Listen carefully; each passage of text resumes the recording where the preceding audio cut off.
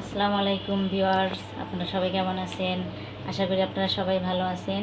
তো আজকে আমি আপনাদের সামনে নতুন একটা রেসিপি নিয়ে হাজির হলাম। তো আজকে আমি ইলিশ মাছ দিয়ে খিচুড়ি রান্না করে দেখাবো।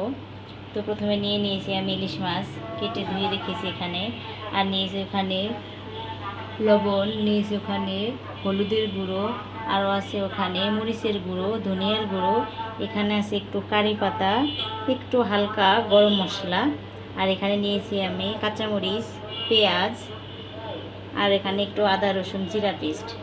তো এখন আমি চাউলটাকে আমি ধুয়ে রেখেছি মসুরের ডাল আর মুগ ডাল দিয়ে। তো মুগ ডালটাকে ভেজে নিয়েছি, তো এগুলোকে এখন তেলের ভিতর দিয়ে দিব।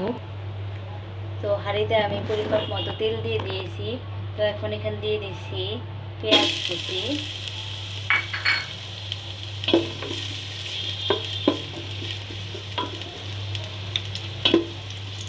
তো এখানে আমি সব মশলা কেটে দিয়ে দিব। মশলাগুলো দিয়েছি কাঁচামরিচ কুচি, হলুদের গুঁড়ো, আর দিয়ে দিচ্ছি আদা রসুন পেস্ট,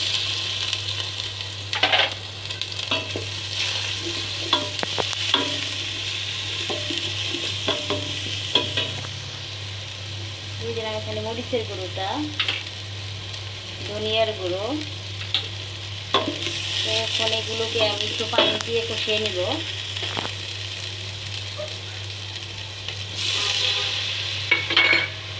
তো এই মশলার ভিতরে আমি মাছটাকে ভালো করে আমি রান্না করে নেব।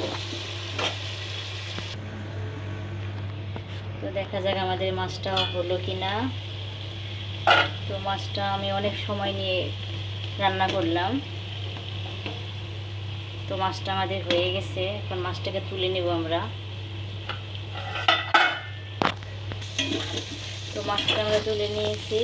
তো এখানে ওই যে কারি পাতা আর ইয়েগুলো দিয়ে দিলাম, গরম মশলাটা। তো এখানে এটা এখন একটু কষিয়ে নেব, তারপরে এখানে চাউলটাকে কষিয়ে নেব।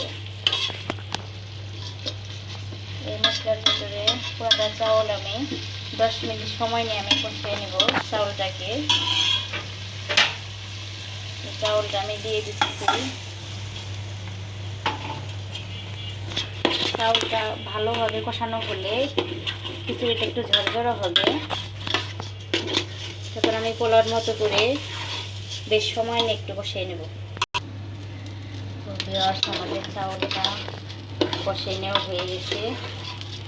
তো এই রান্নাটা কিন্তু যে কোনো চাউল দিয়েই করা যায়, পোলার চাউল দিয়েও করতে পারে। আমি এটা করতেছি আমার ঘরে যে চাউলটা ছিল নাজিরের চাউল, এটা দিয়ে। তো কাটারির নাজিরের চাউলটা আবার খুব ভালো, এটা একটা ফ্লেভার আসে পোলার চাউলে। তো আমি এটা দিয়ে করে ফেললাম। তো এখন আমি পরিমাপ মতো জল দিয়ে দিব। তো আপনারা জলের পরিমাপটা যদি না বোঝেন তাহলে অবশ্যই চাউল যে পরিমাপে নিয়েছেন তার ডাবল দিয়ে দিবেন। তো আমি পরিমাপ করে দিয়ে দিলাম পানিটা। এখন আমি এখানে একটু সময় নিয়ে রান্না করে নেব। তো আমাদের খিচুড়িটা প্রায় হয়ে গেছে, তো পানিটা শুকিয়ে গেছে।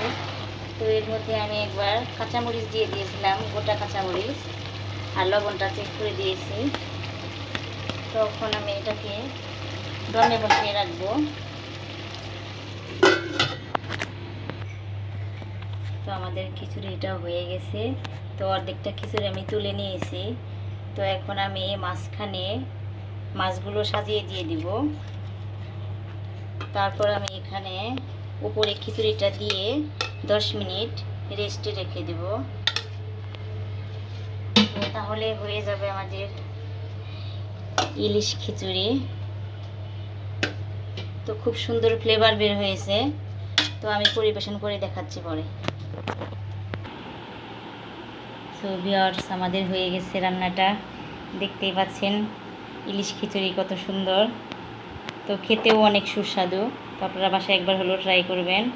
তো আজকের মতো ভিডিও এই পর্যন্তই। তো সবাই ভালো থাকবেন, সুস্থ থাকবেন। আমার চ্যানেলটিকে অবশ্যই সাবস্ক্রাইব করবেন, লাইক দিবেন। আল্লাহ হাফেজ।